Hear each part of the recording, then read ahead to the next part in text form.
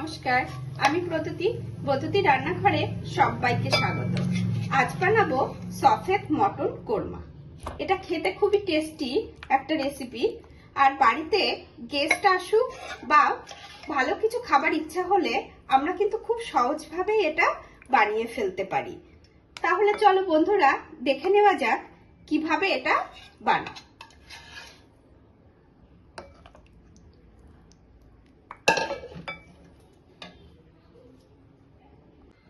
আমার এই রেসিপিটা কেমন হয়েছে অবশ্যই কমেন্ট করে জানাবে। আর ভালো লাগলে লাইক করো, প্রয়োজনে শেয়ার করো।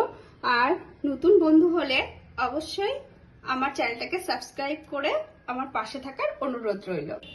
এখানে মটন কোরমা বানানোর জন্য আমি প্রথমেই নিয়ে নিয়েছি 500 গ্রাম মতো মটন। এবার এর মধ্যে দিয়ে দেবো হাফ কাপ টক দই, আর দেব 1 টিস্পুন রসুন বাটা, 1 টিস্পুন আদা বাটা, আর দেব পরিমাণ মতো লবণ। আর এখানে সাদা গোলমরিচ আমি কিছুটা গুঁড়ো করে রেখেছি, সেটা দিয়ে দেব। আর দেব কিছুটা কসুরি মেথি দিয়ে এটা খুব ভালোভাবে মাখিয়ে আমি 2 থেকে 3 ঘন্টা ম্যারিনেট হতে দেব।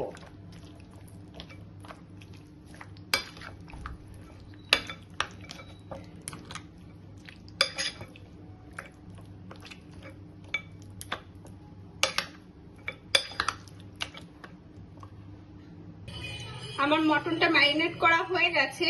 এবার আমি একটা পেস্ট বানিয়ে নেব। এখানে নিয়ে নিয়েছি কাজু বাদাম, আলমন্ড বাদাম আর চারমগজ, আর নিয়েছি কিছুটা দুধ। এটা দিয়েই আমি এবার এই পেস্টটা বানিয়ে নেব। এখানে নিয়ে নিয়েছি একটা প্রেসার কুকার, আর প্রেসার কুকারের মধ্যে আমি দিয়ে দিয়েছি বেশ কিছুটা সাদা তেল। এবার ফোড়ন হিসাবে আমি দিয়ে দেবো একটা তেজপাতা, বড় এলাচ, ছোট এলাচ, লবঙ্গ আর দারচিনি। এগুলো আমি ফোড়ন দিয়ে দেব, আর সাথে দেব 2টো কাঁচা লঙ্কা।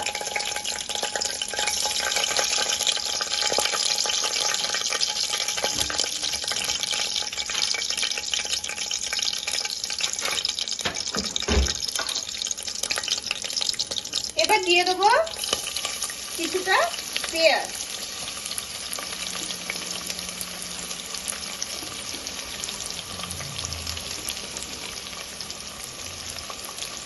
এবার এটা জাস্ট একটু নেড়ে নেব।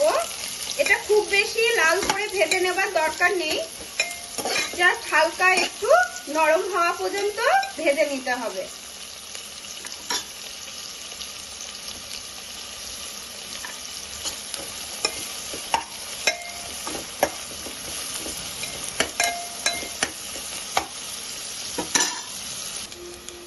পেঁয়াজটা ভাজা হয়ে গেছে, ঠিক এইভাবে এইটুকু পেঁয়াজটা ভেজে নিতে হবে।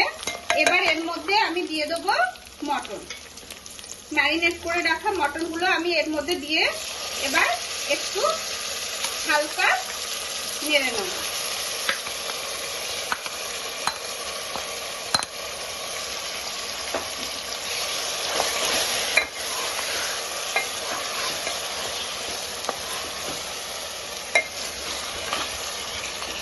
খুব বেশি নাড়ার দরকার নেই, জাস্ট 2 থেকে 3 মিনিট আমি একটু হালকা ভেজে নেব।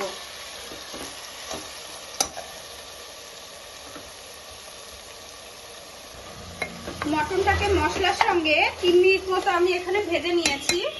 এবার আমি দিয়ে দেবো খুব সামান্য পরিমাণে একটু জল। এখানে খুব বেশি জল দেওয়ার দরকার নেই, কারণ মটন থেকেও বেশ কিছুটা জল বার হবে। এবার আমি একটা ঢাকনা দিয়ে এটা 2 থেকে 3টে সিটি দিয়ে নেব।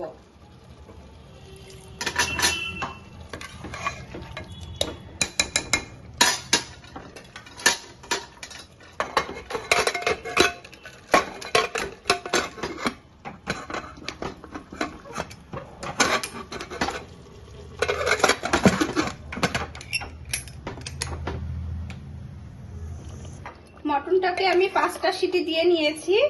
আমার মটনটা প্রায় অনেকটাই সিদ্ধ হয়ে গেছে।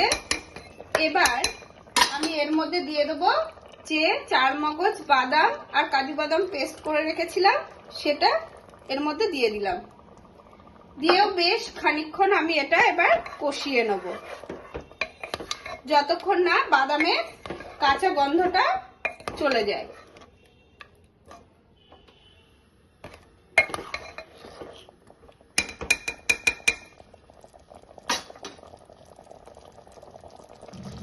আমি বাদামের পেস্টটা দিয়েও কিন্তু এটা 5 থেকে 7 মিনিট ঠিক এইভাবে ঢাকনাটা দিয়ে আমি এটা ভালোভাবে কষিয়ে নেব।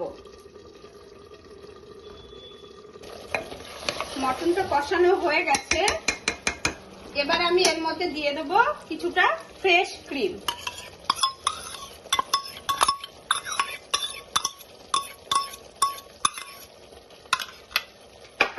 আর দিয়ে দেবো একটু ধনেপাতা দিয়ে খুব ভালোভাবে এবার আবার 1 মিনিট মতো আমি এটা মিশিয়ে নেব।